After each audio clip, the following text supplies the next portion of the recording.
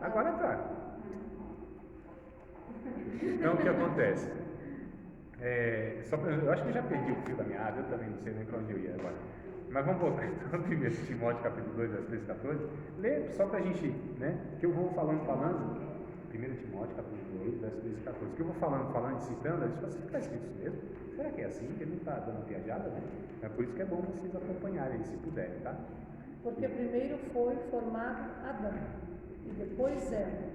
E Adão não foi enganado, mas sim a mulher, que tendo sido enganada, tornou-se transgressora. Isso, então olha que coisa interessante. A gente fala assim, opa, o homem deu conta do negócio. Quem foi a mulher, tá vendo? A culpa é da mulher. A mulher que não sei o quê. Essa mentalidade é uma mentalidade resultante do pecado, do individualismo. Então, o que o homem fez? Se fosse, como eu disse, um dos nós homens, a gente falasse, dei conta do negócio, não tem nada a ver, meu relacionamento com Deus é individual. Não, calma aí. Se ela era parte dele, como que ele pode chegar nessa conclusão? Tanto é que Adão não fez isso. Adão, se ele fizesse isso, ele teria pecado antes do pecado ter contaminado ele, entendeu? Ou seja, sua natureza já tinha se demonstrado pecadora e ele não tinha tido contato com o pecado. Então, o que ele fez? Quando participa do pecado com a mulher, exatamente o que Deus esperaria dele, não menos. Porque Adão aqui já aponta para Cristo, que se sacrificaria em lugar da humanidade. Mesmo não tendo pecado, se identifica. Estou falando que Jesus pecou, não é isso. Mas o Adão aqui já mostra, eu vou pecar na consciência. Eu vou estar junto com ela. Talvez, quem sabe, ele falou, foi eu na verdade que errei e não cuidei da mulher, que era responsabilidade minha. E o cabeça é isso, é aquele que cuida, né? Que provê para a mulher. A submissão do homem a respeito da mulher, que Paulo trata lá em Efésios, é isso. O homem é submisso à mulher. A mulher é submissa ao homem. Os filhos são submissos aos pais. Os pais são submissos aos filhos. Os empregados são submissos aos patrões. Os patrões são submissos aos empregados. Falando, isso não faz sentido. Não faz sentido porque a gente tem essa mente de hierarquizada. Porque a gente tem submissão, é subserviência. Não é. Subserviência é uma coisa. Submissão é estar cumprindo a tarefa que Deus deu a partir da criação. Eu estou debaixo de uma missão. Debaixo de missão. Tarefa.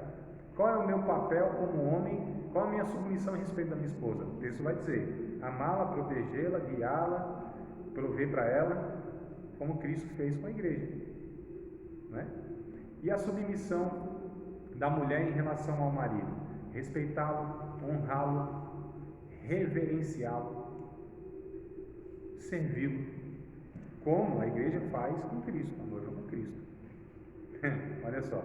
Então, qual é a submissão dos pais, dos filhos com os pais? Obedecê-los. Ponto final. É isso, irmão. Obedecê-los. Por que não faz? Por conta do pecado, da rebeldia. Né? Não é o que a Bíblia diz? O primeiro mandamento com promessa foi: honra o teu pai e a tua mãe, porque terás dias longos na tua vida. Obedecer. Porém, por outro lado, a submissão dos pais é não irritar os seus filhos, não colocar sobre eles um fardo pesado demais, exigências que não cabem a eles, para que eles não se desanimem da vida, desmaiem de desânimo, porque com os pais desses aí só Jesus. Qual é a... Para que não desanime, não desmaia desse jeito. Exato, desanime, desmaia, não tem mais ânimo para a vida. Como pode um peso desse está colocando sobre mim um peso existencial que não cabe, não é? Às vezes o pai quer transferir frustração, quer transferir um monte de pecado para os filhos, quer impor sobre os filhos porque não consegue respeito pelo exemplo, porque não tem autoridade, tem poder, que é uma coisa, autoridade é outra história. E aí você tem essa relação do patrão com o empregado, oprime, né, explora e tudo mais. Então, qual é a submissão do empregado? Do patrão, melhor dizendo, com o empregado? Ele tem que saber que o senhor dele, o patrão, é o mesmo do empregado. Então, ele tem que ter muito cuidado. O senhor é o mesmo dos dois. E o empregado, não prejudique, não defraude, né? Então, a gente percebe que essas relações, elas são afetadas pelo pecado e gera tudo isso que a gente vive hoje. Mas quando a gente pega Gênesis, o Criador, a sua natureza, quem Ele é e quem nós deveríamos ser, isso está aglutinado em Jesus. Porque quem é Jesus? Deus como era e o ser humano como deveria ser. Então, quem devo imitar? Cristo. É isso, Jesus. Então, o que o Adão fez? Exatamente o que Deus esperava que ele fizesse. Ele se sacrificou pela mulher. Se ele não fizesse isso, aí o negócio ia estar muito feio. Ele arcou com as consequências. Né? Então, ele, na verdade, fez por amor o que ele fez. Ele amou, sacrificou pela mulher. É isso que ele deveria fazer. Se foi com um sentimento de culpa, porque ele não dei conta, devia proteger, devia guiar, porque Deus me deu esse papel. E eu não fiz. Não sei o que esse cidadão estava fazendo na hora que a serpente entrou, conversou com a mulher. Onde estava o homem que não protegeu a mulher? Por que ele disse foi a mulher que me deu? Porque ali já tinha entrado o pecado, né? Nessa conversa. No capítulo 3, acho que é versos 6, 7, alguma coisa assim. O pecado ali já tinha entrado. Já tinham pecado os dois. E aí, Deus chega lá e diz: Adão, onde está? Onde você está? Conversa estranha. Deus não sabe de todas as coisas. Não está procurando um homem. Não sabe onde ele está. Então está onde? Então Deus sabia, não é? Mas por que Deus estava falando isso, fazendo isso? Mostrando: Adão, você se perdeu, hein? Você se perdeu, Adão? Onde está, Adão? Ah, Senhor, eu ouvi a tua voz no jardim e temi. Eu? Você tem medo de mim? Ué, até ontem a gente trocava ideia aqui, uma resenha da hora que a gente tinha aqui na Praça do Dia. É tipo pai e filho. Era de boa aqui, você tinha prazer de estar comigo. Que conversa é essa aqui? Você teve medo por quê? Quem gerou esse medo em você? E, Senhor, mas eu temi, eu tive medo. Eu estou vendo que você está com a folhinha aí cobrindo os negócios aí que eu não. Por que você vai fazer isso? Não, Senhor, porque estou dando um jeito aqui, né? De me apresentar diante de ti. Mas você acha que você tem condição de fazer alguma coisa para se apresentar diante de ti? Não, não dá com essa conversa. Pegou lá um animal, matou o animal, derramou o sangue, pegou a pele e vestiu. Sou eu que providencio o resgate seu. Não é você que vai fazer coisa alguma para tentar se aproximar de mim. E aí já começa o processo de Deus mostrar para o homem um sacrifício vicário, que alguém teria que morrer pelo homem. E Deus que ia fazer isso. Por que existiu, no caso, os sacrifícios? Sacrifícios de animais? Desde a época de Abel e Caim, né? Isso, é. Justamente, o que eram esses sacrifícios? Esses sacrifícios eram paliativos. Paliativos, sabe, né? Paliativo. Ninguém teve dor de dente aqui? Só resolve na hora. É aquele. É 1 minuto. Xilocaína. É um paliativo. Colocou por um pouco de tempo faz efeito, daqui a pouco não faz mais. Tanto é que os sacrifícios não pararam. Ano após ano, século após século, o autor de Hebreus, capítulo 10, vai falar isso. Esses sacrifícios nunca puderam perdoar pecado de ninguém. Eles cobriam momentaneamente. Deus estava pedagogicamente ensinando eles: vocês não têm condição de se aproximar diante de mim. Tem que ser alguma vida derramada, algum sangue derramado, representado por sangue a vida, né? Tem que ser, tanto é que o sacrifício levítico, vai chegar lá, né, capítulo 1, o Levítico capítulo 1 mostra como era o sacrifício. O sacerdote, o pecador trazia o animal lá, geralmente é um animal baixinho, né, um bode, ovelha, alguma coisa assim, trazia até o sacerdote. O processo era: o pecador teria que colocar as mãos sobre o animal, ele tinha que se curvar, porque era baixinho.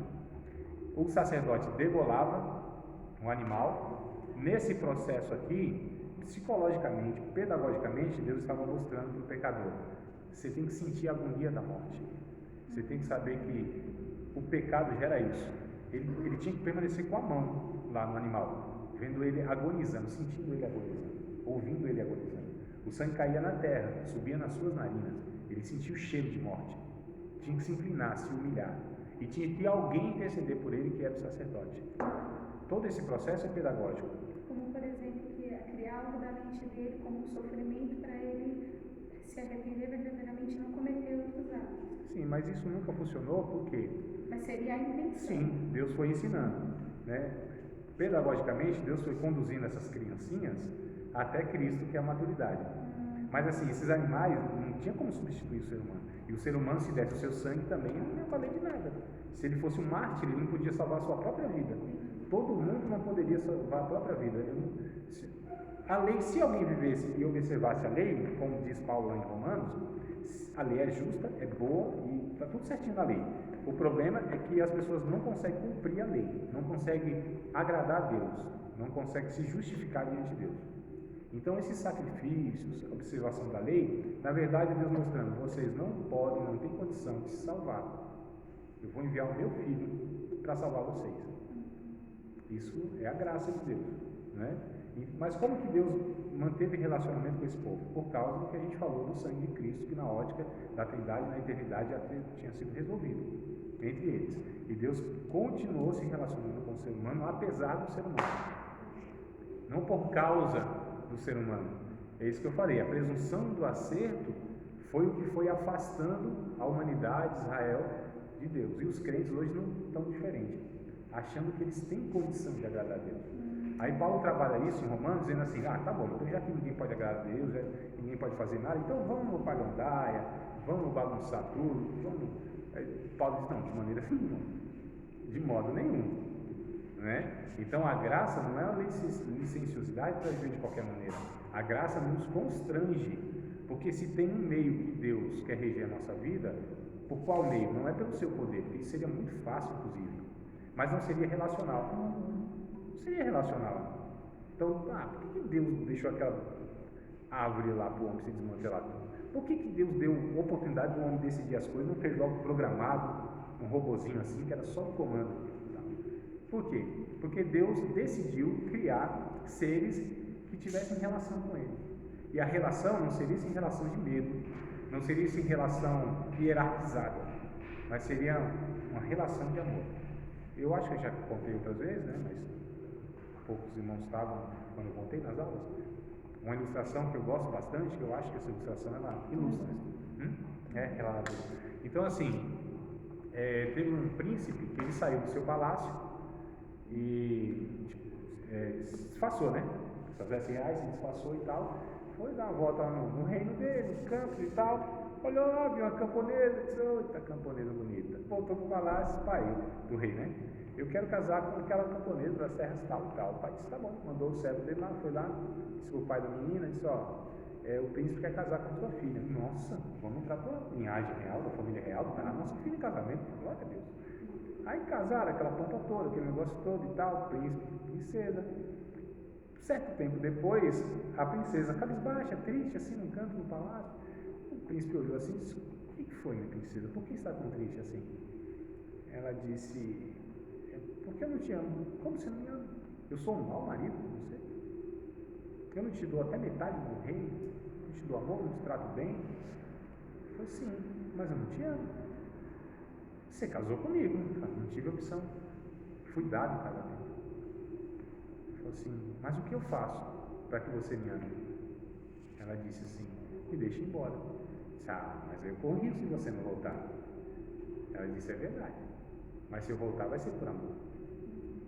Então, quando Deus cria a humanidade, Ele corre risco, porque quem ama corre risco. E só há possibilidade de amar se há a possibilidade de não amar. Entendeu? Porque na liberdade, né? Na liberdade, só é possível amar se eu tenho a opção de não amar. Porque o amor exige a liberdade, exige a possibilidade de eu ir, porque o amor não prende, o amor liberta. Então, na liberdade, eu faço o que eu quero. Só que quem ama faz o que deve fazer e não o que quer fazer, exatamente. Porque nem sempre o que quer fazer é o que deve fazer. Então, tem coisa que eu quero, não posso, não devo, não quero. Entendeu? É por isso que tudo que Deus quer, Ele pode e Ele deve. É por isso que a vontade de Deus é boa, agradável e perfeita. Eu vi vocês olhando com a carinha assim. As palavras ficam mais fluidas, né? Olhar as palavras. A questão é, quando Deus criou o ser humano, criou nesse desejo de relacionamento. Por que essa bendita árvore foi colocada aí? Porque Deus não sabia o que o homem... vou provar o homem para ver se ele vai ou não vai. Não, Deus sabia muito bem. Deus coloca a árvore ali justamente para o homem ter a oportunidade de decidir amá-lo por vontade, né? Por livre, espontânea vontade, sabendo quem Deus era. É isso, é simples assim. Porque se Deus fizesse de outra forma, não seria uma relação de amor. E o que Deus quer é relação de amor. O Novo Testamento, no capítulo de número... Eita, e agora? Jesus, né? Em João, não vou lembrar não. Capítulo Você tem 15, um exemplo de capítulo 15. Jesus, que falou Jesus. Jesus, capítulo 15 de João, Jesus disse assim: eu não chamo vocês mais de servos, porque o servo não sabe tudo quanto faz o seu Senhor. Vocês me chamam servo, e é verdade, está certinho, vocês não estão errados não, porque eu sou mesmo. Mas eu não quero esse relacionamento de servo. Eu chamo vocês de amigos, né? Então, dos 12 ali, e a proporção é mais ou menos daí. Eu estou falando no geral. A proporção mais ou menos é essa aí, da maturidade de nós todos, no relacionamento com Deus. 11, aos pés de Cristo, se humilhando, se arrastando e tal, tendo que oferecer alguma coisinha, né? Tendo ali que coisar, para que tenha um relacionamento com Jesus. E o João, dos 12, o único que entendeu qual seria o relacionamento. Na ceia, a expressão de maior comunhão e amor que poderia ter entre eles, culturalmente e até expressa, a maior expressão, né, de amor que a gente tem na liturgia cristã, que é a ceia, lá nesse ambiente, os 11 ali aos pés de Jesus, só um encostado aqui, ó, no peito de Jesus, ouvindo o coração, a batida do coração de Jesus. João, tão íntimo. Ele entendeu. Ele foi maduro para entender o que Jesus propôs para os 12, para todos, não é para um ou para outro. Deus não tem filho preferido e tem alguns preteridos. Deus não tem um ser ungido. Deus não tem uns e outros não são assim tão queridos como a gente tem muitas vezes quando tem 2, 3 filhos, né? A gente faz isso, a gente é pecador. Deus não. Tanto é que quando Jesus disse assim: um de vocês vai me trair. Aí Pedro diz assim: ô João, pergunta lá você que é chegado do canal, porque a gente não tem coragem não. Senhor, né? Senhor tem medo, né? E se a gente fala alguma coisa atravessada assim? E se a gente fala alguma coisa errada? Se a gente olha errado? Se a gente escorrega aqui, Deus vai fulminar, a terra vai engolir, a mão de Deus vai pesar, e se não for pelo amor, vai pela dor. As conversas furadas que a gente vai criando assim, no meio pentecostal, evangélico, não é? A gente não entende. Então, assim, aí alguns pensam assim: André, então assim, o negócio é livre, o negócio é bagunçado. Não, não é bagunçado, é livre. Livre não é bagunça. Bagunça só é aquele que distorce a graça de Deus, achando que a graça de Deus nos permite fazer tudo. A graça de Deus nos permite fazer aquilo que a gente deve fazer, nos dá escolha. E quando a gente faz, pelo entendimento, pela compreensão, pela maturidade do relacionamento, aí é relacionamento verdadeiro. Porque faço podendo não fazer, mas escolho fazer. Entendeu? Então, assim, eu tinha a possibilidade de fazer um monte de coisa errada, não faço. Por quê? Porque com medo das consequências? Medo do inferno? Medo de Deus pesar a mão? Não. Porque eu sei a natureza de Deus, quem é esse Deus? É o Pai. Se eu tenho esse relacionamento com Deus, possivelmente se desdobra nos relacionamentos que a gente tem. Então, se eu amo a Deus, possivelmente eu vou amar a mim mesmo e meu próximo. Que o problema da humanidade é relacional. Meu problema é com Deus, comigo e com o próximo. Com Deus foi resolvido pelo sangue de Cristo. Comigo ainda tem os processos, né? Porque tem gente que, se ela é tão complicada, se ela morar sozinha, ela deixa o bilhete e vai embora. Tem gente que é complicada demais. Não se resolveu ainda, né? E com o próximo, que talvez seja um dos mais complicados que tem. Porque é um igual a nós que nos confronta. Então é mais fácil eu pedir perdão a Deus, porque ele é um Deus amoroso, Pai amoroso, aquela coisa toda e tal, mas a um igual, eu pedir perdão é a grande dificuldade que nós temos. Por isso que é mais fácil a gente pedir perdão a Deus e não reparar o dano que a gente fez no outro. A gente acha que isso aí está resolvido, não está resolvido. A Bíblia diz, no Mateus capítulo 5, verso 23 e 24, né? Se fores oferecer alguma oferta a Deus, e aí te lembrar, se teu irmão tem alguma coisa contra ti, deixa lá a tua oferta. Vai lá reconciliar com o teu irmão, depois vem oferecer oferta. Porque Deus não recebe nada, coisa nenhuma de ninguém, em momento nenhum, se existe uma pendência com essa pessoa com o outro. Porque nós só servimos a Deus na comunhão através do corpo de Cristo. O João, na primeira carta, João capítulo 3, versículos 16, 17 e 18, 1 João, não é Evangelho, é carta, tá? João 3,16 todo mundo conhece, né, irmão? Porque Deus amou o mundo de tal maneira.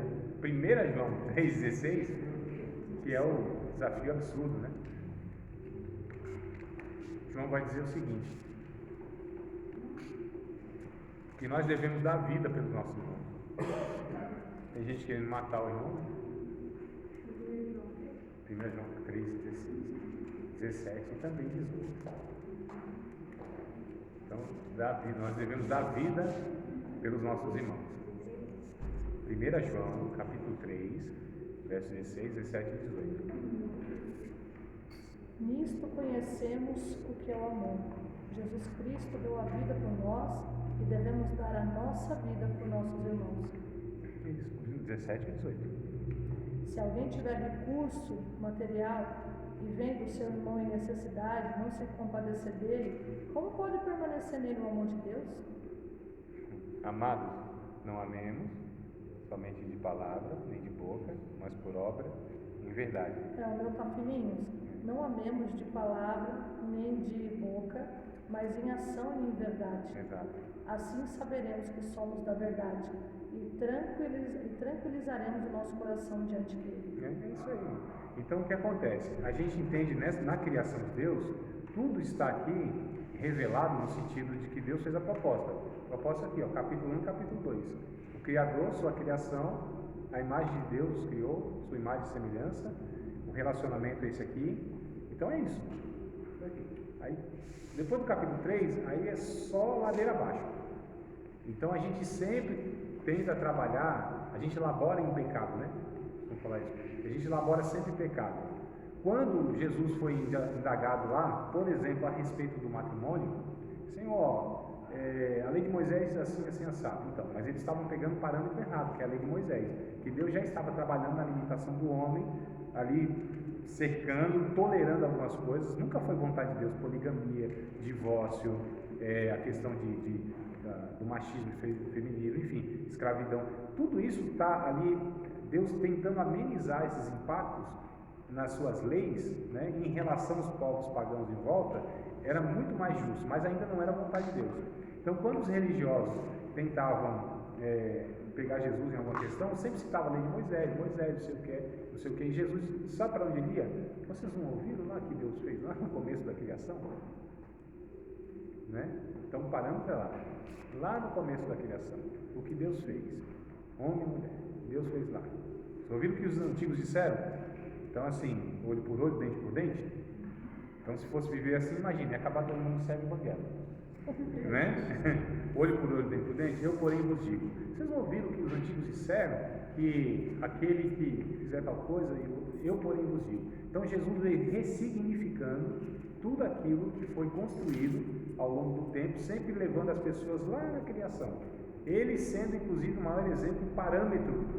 Porque assim, Deus, vocês se distanciaram de tal maneira que vocês nem sabem quem é Deus mais.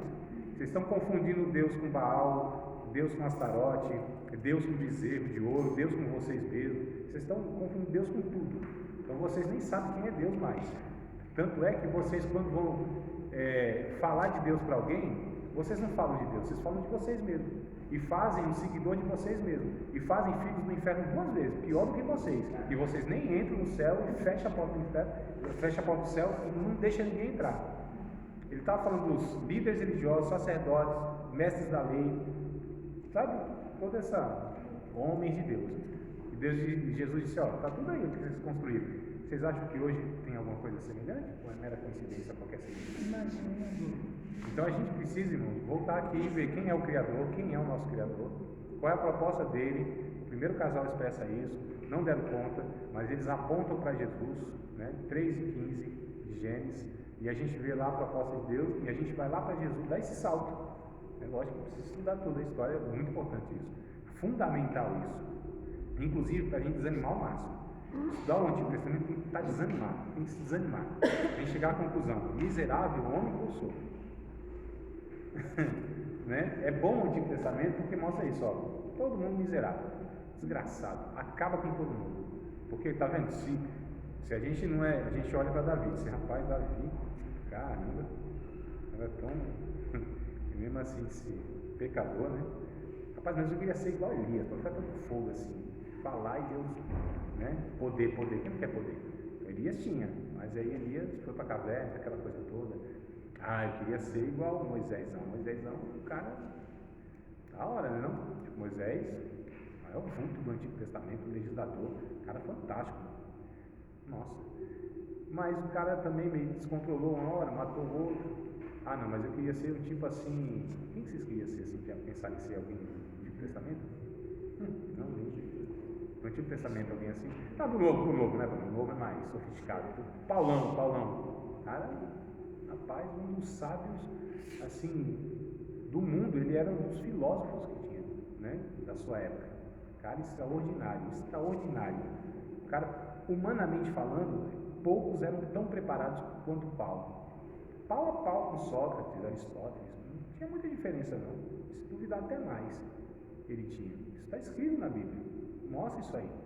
Nos seus diálogos, nos seus comportamentos, no que ele fez, né? E tal. Paulo seria da hora. Paulo mesmo ele disse: eu sou um dos principais pecadores que tem nessa história toda aqui. Vocês acham que ele estava fazendo cena? De fato ele sabia qual que era, porque ele conhecia Deus. Quem conhece Deus tem a clara percepção de que ele de fato é um miserável, um desgraçado. Não tem condição de fazer nada. Miserável é o que sou. O próprio Paulo disse. Agora, quem é religiosão, quem não conhece Deus, aí acha que é alguma coisa. Aí Paulo disse: aquele que acha sendo alguma coisa não sendo nada, engana-se a si mesmo. Né? Então, assim, todo mundo fica humilhado diante de Deus. O Antigo Testamento nos mostra: não tem condição. Nos traz um desespero. E a gente precisa mais de desespero. A gente precisa mais de ser humilhado, esmagado. Né? Porque quando acontece isso, aí sim a glória de Deus vem crescendo na nossa vida. Aí Paulo disse: agora sim. Porque se Deus atende todas as nossas orações, a gente corre o risco de achar que é o cara mesmo. E ora mesmo Deus, tem intimidade com Deus, tem comunhão com Deus, Deus me escolheu, sou ungido, aquela coisa toda, sou profeta, manjo do negócio. Olha o que Deus faz através da minha vida. Sou respeitado, sou vaso, aquela história toda doida, né, que a gente vai criando. Não é, irmão, não é verdade? Então, porque Deus, e assim, e quando Deus não age, eu tenho que dar um jeito de manter a minha imagem. Aí que começa os negócios que não é Deus coisa nenhuma, é o cara mesmo, mas ele precisa manter o status, né? E aí Paulo teve a felicidade de Deus assim: não vou atender, pode fazer campanha de 3 dias lá que fez, sobe um monte, desce vale, jejum, aquela coisa toda, né? E ora a Deus, 3 vezes orou a Deus, mesma coisa. E Deus disse: não, vou não, quero não. Posso sim, mas ele não quer. Não vou fazer. Já pensou, irmão? Tipo assim, ó, um demônio, isso me parece que é literal, tá? É literal assim, que era uma ação demoníaca. Não estou falando que é literal a bolacha na bochecha, na cara, não. Isso vinha me esbofeteado, isso é figurado. Mas me parece que a ação demoníaca era real. Então imagina só, nessa mentalidade que a gente tem no nosso país, que um cara que faz tudo certo, um homem de fé, uma pessoa entregue assim, tudo dá certo na vida dela, o diabo não toca, e não dá nada errado, e tudo quanto fizer prospera, será a cabeça não causa, aquela conversa doida que a gente, né? Imagina só, se segue com esse negócio aí, não cabe na nossa cabeça, se eu faço tudo certo, e aí um demônio, ele tem legalidade, é o termo, né? Que usa que não pode ter legalidade, porque se tem legalidade é porque tem brecha. Está em pecado. Está em pecado. Tem algum pecado embutido, é que ninguém sabe ainda. Não é possível que o homem de Deus sofra desse jeito. É porque nunca leram Jó, é porque nunca viram a vida de Jesus, nunca ouviram os ensinos de Jesus, nunca leram os Coríntios capítulo 11, que Paulo conta a sua trajetória, um homem de fé, um homem entregue. Será que tem alguém assim, tanto quanto consagrado como Paulo foi? Difícil, né? Não é a vida do cara. Então, assim, Paulo é um exemplo. O que poderia falar de Paulo, os pregadores da prosperidade? Ia ser difícil. Aí tinha que inventar, porque os caras são criativos também. Os caras iam dar um jeito. Os caras são criativos, né? Então, é pela culpa ou pela ganância, né? Eles pegam as pessoas, né? Então, assim, eu falei, mas não aconteceu porque você não teve fé, ou então você não cumpriu o voto, ou então aconteceu isso aqui. Então, o sofrimento, ele é descartado para aquele que atende à justiça de Deus. Mas quem atende à justiça de Deus? A teologia do sofrimento está sendo esquecida, né? Porque eles não leram o capítulo 3 de Gênesis, não entendem, não sabem quem é o Criador, acha que é algum ídolo que eles podem fazer alguma coisa para agradar, e não sabem nada do que é graça. Então você tem 2 extremos de graça: a graça, que é uma permissão para fazer o que quer, e Deus é um Pai bondoso mesmo, e vai também, não é por aí, né? Senão há desgraça. Você usa a graça para pecar, a graça não, você não usa a graça, né? Mas você pega o pretexto de que Deus é esse que se relaciona por amor e aquela coisa toda, é generoso, é compassivo e tudo mais, e aí você pratica deliberadamente, sem temor nenhum, ou nessa questão, não, vou fazer aqui, mas eu peço perdão lá porque o mecanismo é esse. aí você não entendeu nada. Então a graça, na verdade, não está atuando na vida das pessoas, porque a graça transforma, a graça constrange. A graça me traz uma tristeza tal que quando eu peco diante de Deus, aquilo me esmaga e vem o desespero. Eu só não sou engolido e sucumbido por isso porque tem a perdão do sangue de Jesus aplicado pelo Espírito Santo no momento do arrependimento. Mas até o crente, quando peca, peca com grande sofrimento. Hoje o povo parece que peca assim como se fosse algo tranquilo, né? Um grande perigo que a gente corre é pecar e ficar tudo de boa. Não tem angústia do pecado. Quando a gente lê Davi ele disse assim: quando eu vivi no pecado e não confessei o meu pecado, os meus ossos pareciam que ia derretendo. Eu ia me secando, parecia um deserto.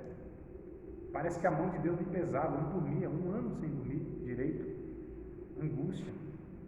Né? Estava lá, o homem de Deus, pecando, mas sofrendo por causa do pecado. Porque quem partilha a natureza de Deus sofre por causa do pecado, porque não pertence mais à sua natureza. Então quem peca e não sofre, precisa ser descoberto, e quando é descoberto ainda quer justificar, porque nós somos bons de argumento, e quem é bom de argumento é ruim de arrependimento, né? Como diz aí a frase feita. Então a gente precisa entender essa dinâmica dessa questão da criação. Então eu falei do Criador, da criação, o homem mais semelhante a Deus. O pecado e as boas novas. Deixa eu resumir aqui em 2 minutos, pode ser? Para não estender muito. Então o livro de Gênesis, do capítulo 1 ao capítulo 11, diz isso aqui que a gente abordou, tá? Então, ou seja, o Criador, a criação, o homem mais semelhança, o pecado e as boas novas que foi falado, do capítulo 1 a 11. Tem 3 figuras nesse capítulo 1 a 11 que se destacam: Abel, Enoque e Noé. Então, Abel é aquele que, depois do pecado, né, o primeiro casal, tem esses dois aí, o Caim, o Abel, o Caim e o Abel. Então, o Abel é o cara que entendeu o relacionamento que Deus queria. Qual era o relacionamento? Era de se entregar para Deus. Porque teve o primeiro culto que teve nessa história aqui, ou na história da humanidade, o primeiro culto, teve um fraticídio, né, que chama, né, Gabriel? É fraticídio, né? Fraticídio. O irmão matando o irmão, né? Fraticídio, fraterno, fraticídio. Esse é o termo, que é o irmão matando o irmão, né? Então, o que acontece? Então, o primeiro culto teve um homicídio, tá? Outro lugar perigoso, né? Vai vendo aí, o primeiro homicídio da história da humanidade foi o culto que eles ofereceram, os 2 irmãos lá, e um matou o outro. Por que um matou? Porque ele era mau. Como é que ele demonstrou que ele era mau se ele foi e cultuou a Deus e ofereceu oferta? Então a gente não saberia se Deus não revelasse o coração dele. Porque na liturgia, na religião, nos cultos, a gente consegue esconder tanta coisa, né? A gente não imagina. Mas a gente cultua a Deus, esse é o grande problema.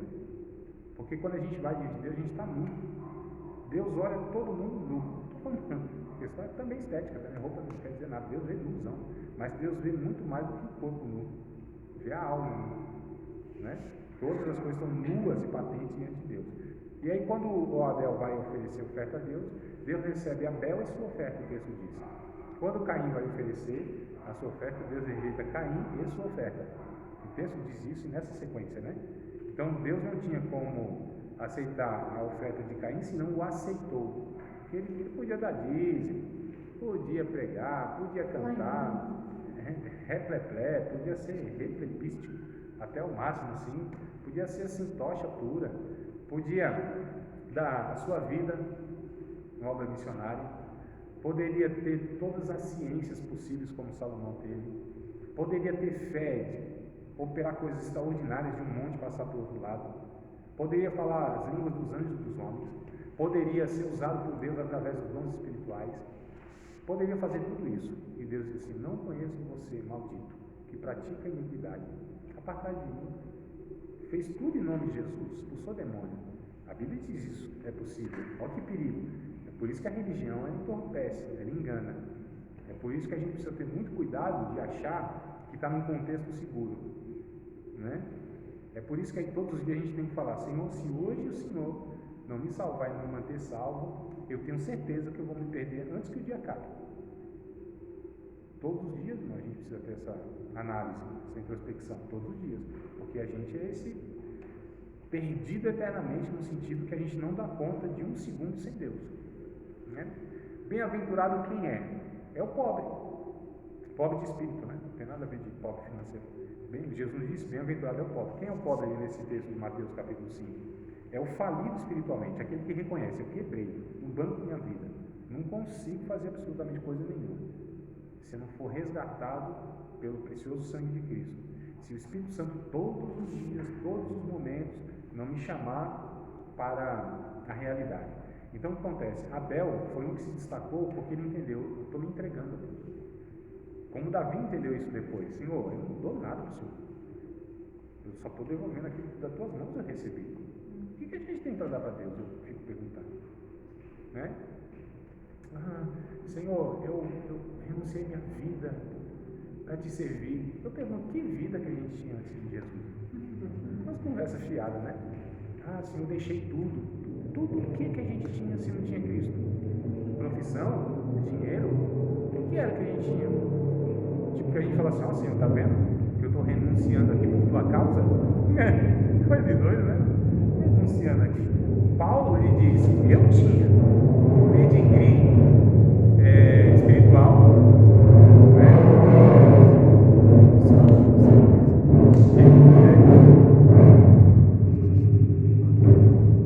Eu tinha pedigree espiritual, fariseu de fariseu, né?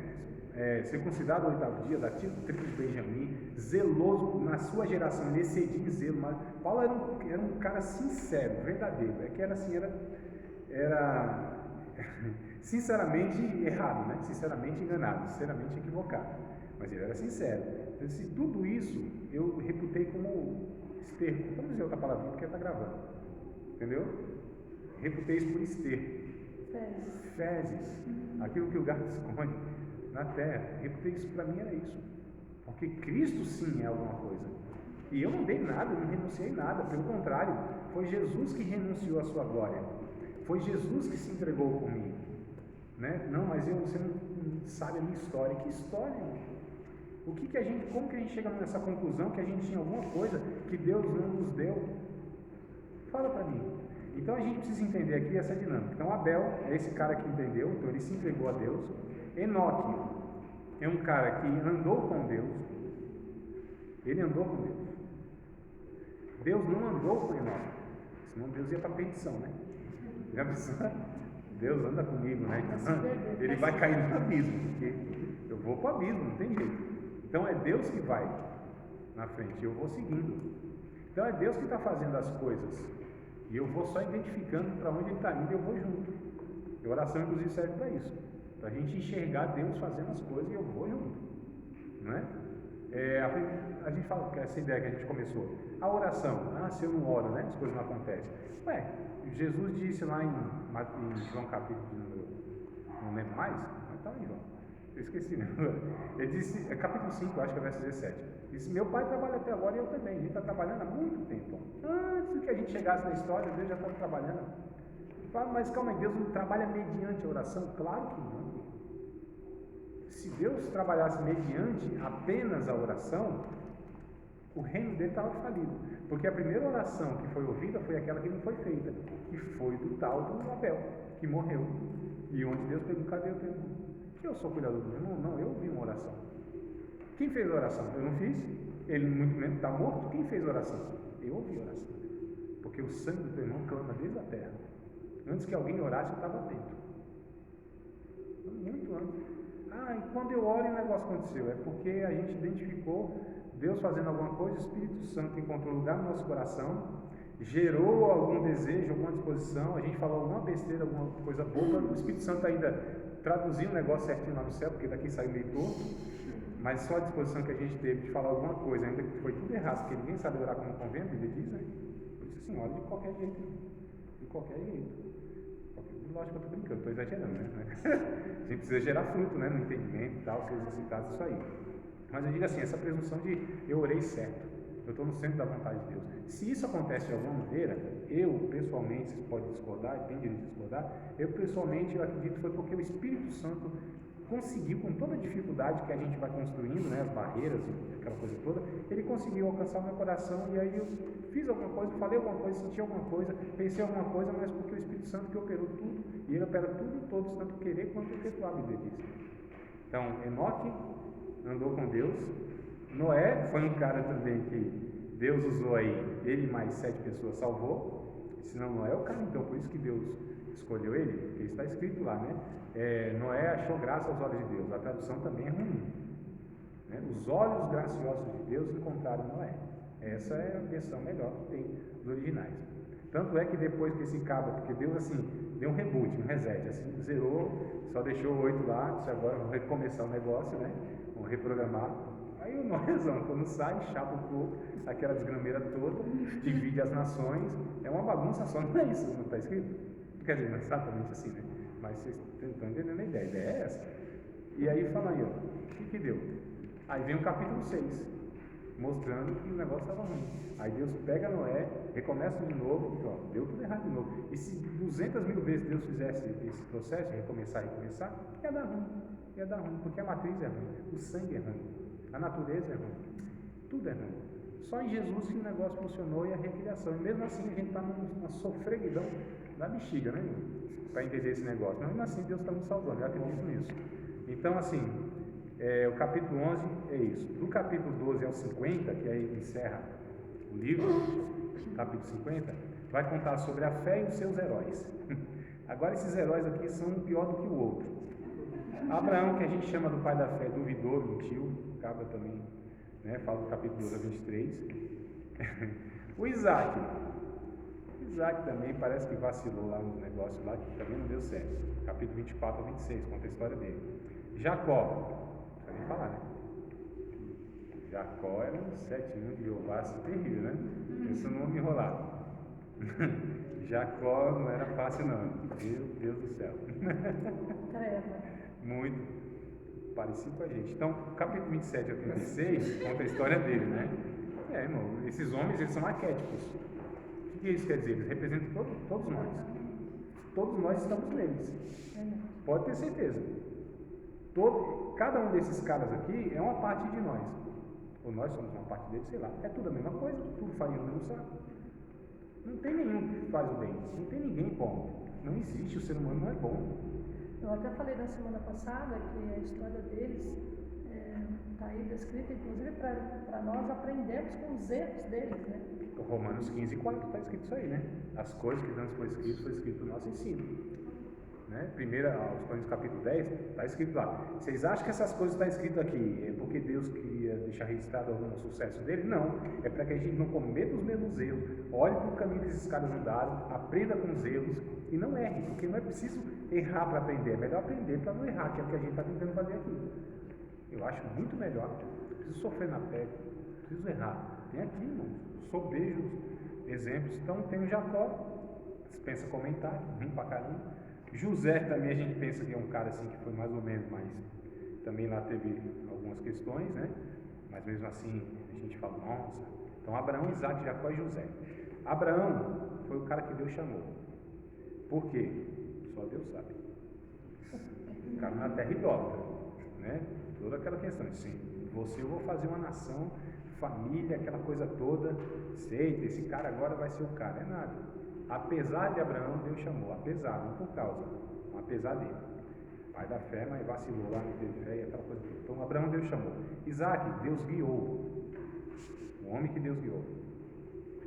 Jacó, o homem que Deus mudou. E José, o homem que Deus usou.